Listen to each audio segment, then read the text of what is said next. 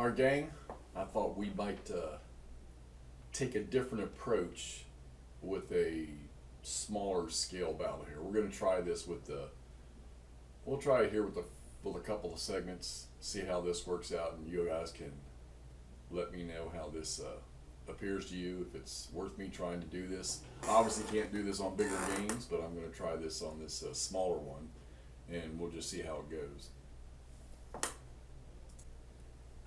In May of 1862, after Halleck had executed the siege of Corinth, he was promoted to be the general-in-chief of the Union Army, and he had three armies in the West at his command. He had the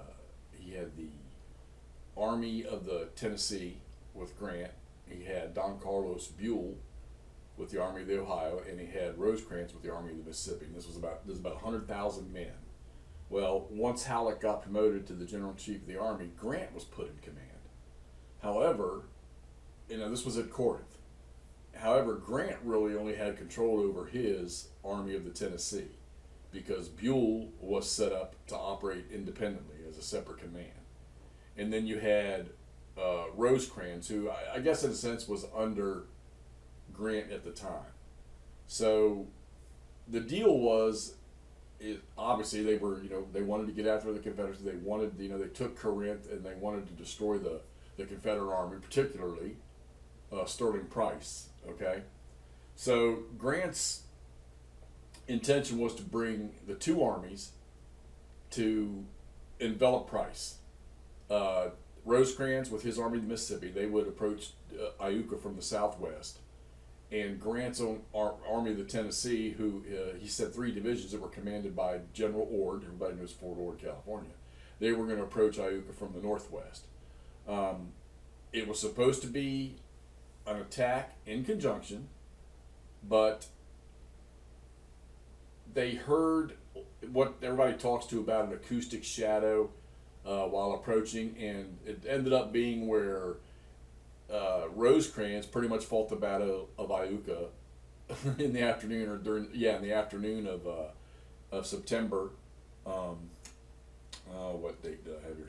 In September of 1862. Turned out that Rosecrans actually fought the battle pretty much by himself, and Grant and his guys never got there. Well, the Confederates eventually pulled out and were able to fall back to rendezvous with Earl Van Dorn's army, which eventually would fight the Second Battle of Corinth. And Price was able to pull out because the Union failed to block the road for them to escape down. So we're going to take on the Battle of Iuka here in Mississippi on the 19th of September 1862. And we're going to take a different approach to this. So there's your initial knowledge of the fight. And then we're going to get into the battle here, do a few segments here, and see how you all think of this, this venture in recording the fight. In the early to mid-afternoon on 19 September 1862, there were elements of lead elements of Rosecrans' army from Charles S. Hamilton's division, elements of Colonel John Sanborn's brigade, a couple of regiments of John Sanborn's brigade, the 5th Iowa, the 26th Ohio, and a battery of the 11th Ohio Artillery, and units from the 3rd Michigan Cavalry. Seems to me like Michigan Cavalry is all over the United States for the Union armies. They were advancing up the Jacinto Road towards Iuka. Not quite aware of any particular units in front of them. The 2nd Arkansas Cavalry from the Confederacy was sitting up near the Rick's Farm.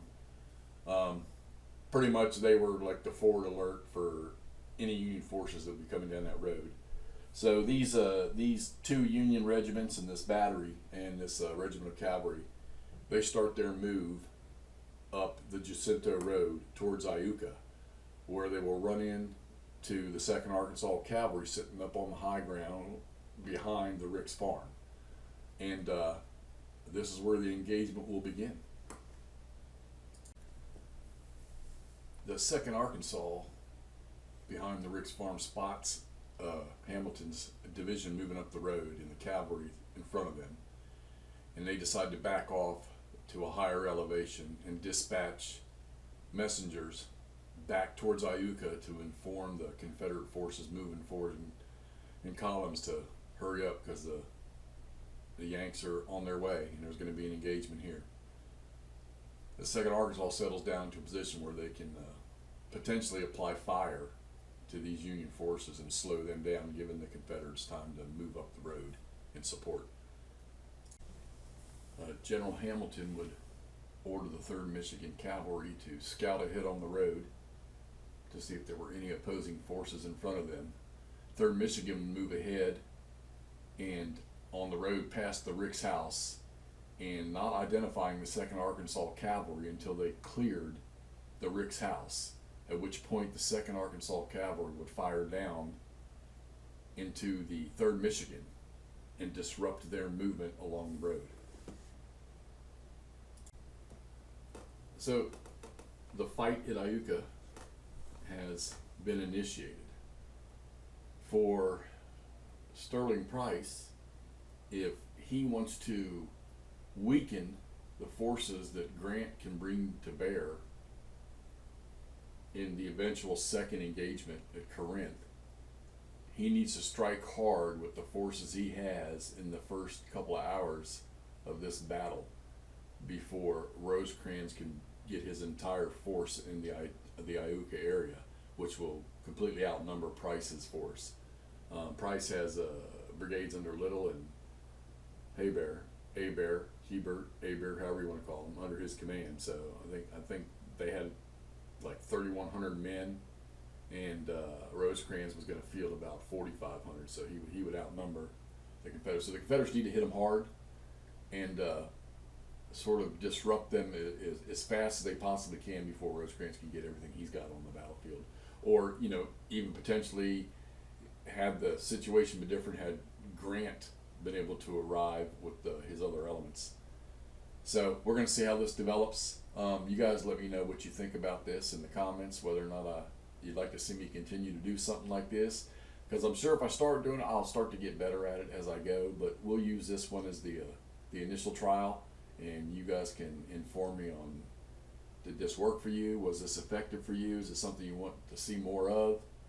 Or should I just stop, don't even attempt to do this, and go back to my end of term reviews? All right, we'll talk to you all soon.